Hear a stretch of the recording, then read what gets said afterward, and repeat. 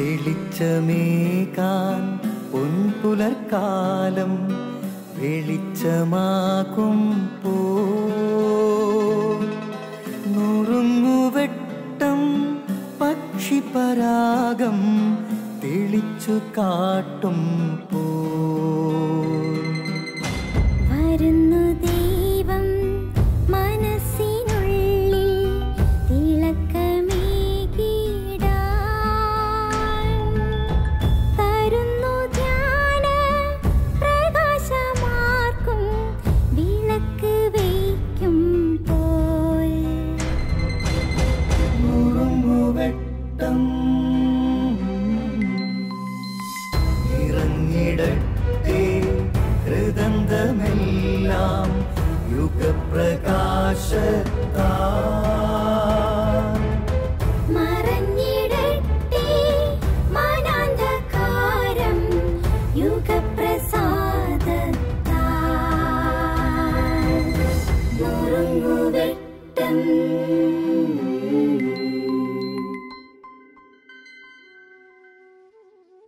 പ്രിയ സഹോദരങ്ങളെ, എൻ്റെ ഒരു യുവത്വത്തിൻ്റെ കാലത്ത് എനിക്കൊരു അപകർഷതാബോധത്തിൻ്റെ ആളായിരുന്നു ഞാൻ. മറ്റുള്ളവരുമായി താരതമ്യം ചെയ്യപ്പെടുകയും തന്നെത്താൻ താരതമ്യം ചെയ്യുകയും എന്നെ കണ്ടാൽ കൊള്ളത്തില്ല എന്ന് തോന്നുകയൊക്കെ ചെയ്യുന്നൊരു കാലം. അന്ന് ജീസസ് യൂത്തിൽ വരികയും കരിസ്മാറ്റിക് നവീകരണത്തിൽ പങ്കെടുക്കുകയും ധ്യാനങ്ങളിലൂടെ ആന്തരികസൗഖ്യത്തിലൂടെയൊക്കെ വലിയൊരു മാറ്റം വരാൻ പ്രധാന ഒരു കാരണമായ വചനഭാഗം 139 സങ്കീർത്തനമാണ്. അവിടെ 13 മുതൽ 16 വരെയുള്ള വചനങ്ങളിൽ എന്നെ സ്പർശിച്ച കുറേ കാര്യങ്ങളുണ്ട്. അതിലൊന്ന് പറയുന്നത് ഇതാണ്: എൻ്റെ അമ്മയുടെ ഉദരത്തിൽ അവിടെ നിന്ന് എന്നെ മെനഞ്ഞു എന്ന്. എൻ്റെ അമ്മയുടെ ഉദരത്തിൽ എന്നെ മെനഞ്ഞത് എൻ്റെ കർത്താവാണെന്ന് വചനം പറയുന്നു. മറ്റൊന്ന് പറയുകയാണ്, ഞാൻ നിഗൂഢതയിൽ ഉരുവാക്കപ്പെടുകയും ഭൂമിയുടെ അധോഭാഗങ്ങളിൽ വെച്ച് സൂക്ഷ്മതയോടെ സൃഷ്ടിക്കപ്പെടുകയും ചെയ്തപ്പോൾ എൻ്റെ രൂപം അങ്ങേക്ക് അജ്ഞാതമായിരുന്നില്ല. ഇതാണ് എന്നെ ഒരു പ്രധാനമായിട്ട് സ്പർശിച്ച മറ്റൊരു വചനം.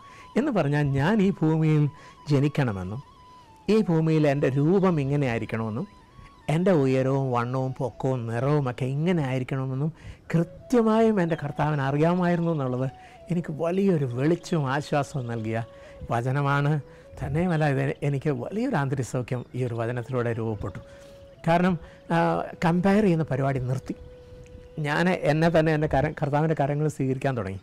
എനിക്ക് ഈ പൊക്കം മതി, ഈ വണ്ണം മതി, ഈ നിറം മതി, ഈ ഫീച്ചേഴ്സ് ഇതെൻ്റെ കർത്താവ് നേരത്തെ തന്നെ അറിഞ്ഞു തീരുമാനിച്ചതാണ് ഈ ഫീച്ചേഴ്സ് എന്ന് എനിക്കൊരു ബോധ്യം കിട്ടി. അതിൽ അഭിമാനിക്കാൻ തുടങ്ങി. ഞാൻ കണ്ണാടിയുടെ മുമ്പിലൊക്കെ നിന്ന് സ്തുതിക്കാൻ തുടങ്ങി ദൈവത്തിനെ. കർത്താവേ, നീ എന്നെ ഈ രൂപത്തിൽ ഇങ്ങനെ സൃഷ്ടിച്ചിരിക്കുന്നതായിട്ട് നന്ദി പറഞ്ഞു എന്ന് പറഞ്ഞ് സ്തുതിക്കാൻ തുടങ്ങി. ഇതെൻ്റെ ജീവിതത്തിൽ വലിയൊരു മാറ്റത്തിനിടയായി. നേരത്തെ ഞാൻ എൻ്റെ ഒരു ശത്രുവായിരുന്നെങ്കിൽ ഞാൻ എന്നെ സ്നേഹിക്കാൻ തുടങ്ങി, എന്നെ തന്നെ അംഗീകരിക്കാൻ തുടങ്ങി, കർത്താവിൻ്റെ കാര്യങ്ങൾ സ്വീകരിക്കാൻ തുടങ്ങി. എൻ്റെ ഒരു ടോട്ടൽ പേഴ്സണാലിറ്റി കർത്താവിൻ്റെ കാര്യങ്ങൾ സ്വീകരിക്കാൻ തുടങ്ങി. ഒരു മനോഹരമായ ഒരു മുന്നേറ്റം എൻ്റെ ജീവിതത്തിലുണ്ടാക്കി, ഒരു വലിയ വ്യത്യാസം ഉണ്ടാക്കി. പ്രാർത്ഥിക്കാൻ വാ തുറന്ന് പ്രാർത്ഥിക്കാത്ത ആൾ ഞാൻ പ്രാർത്ഥിക്കാൻ തുടങ്ങി. ഗ്രൂപ്പുകളിലൊക്കെ പ്രാർത്ഥിക്കാൻ തുടങ്ങി, കൈയോർത്ത് സ്തുതിക്കാൻ തുടങ്ങി. തന്നെത്താനൊരു അഭിമാനം എന്നെക്കുറിച്ച് തന്നെ. ദൈവത്തിൻ്റെ പദ്ധതിപ്രകാരം ജനിച്ചതാണ് ഞാൻ. എൻ്റെ രൂപസാദൃശ്യങ്ങളൊക്കെ എൻ്റെ കർത്താവിന് അറിയാമായിരുന്നു. ഈ ചിന്ത വളരെ വ്യത്യാസം എൻ്റെ ജീവിതത്തിൽ ഉണ്ടാക്കി. പ്രിയ സഹോദരങ്ങളെ, നമുക്ക് കർത്താവിൻ്റെ കാര്യങ്ങളിൽ നിന്ന് നമ്മളെ തന്നെ സ്വീകരിക്കാം. നമ്മുടെ വണ്ണവും പൊക്കവും നിറവും നമ്മുടെ ഫീച്ചേഴ്സും എല്ലാം കൃത്യമായി കർത്താവിന് പദ്ധതിയുള്ളതാണ്. ഇവിടേക്ക് പരിശുദ്ധാത്മാവ് നിറയുകയും ഈശോബന്ധം തൊടുകയും കൂടെ ചെയ്താൽ അത് ബ്യൂട്ടിഫുള്ളാകും, അത് മനോഹരമാവും, ഫലപ്രദമായി നമുക്ക് ജീവിതം ജീവിക്കാനായിട്ട് സാധിക്കുകയും ചെയ്യും. അതിനെ നമുക്ക് പ്രാർത്ഥിച്ച് മുന്നേറാം.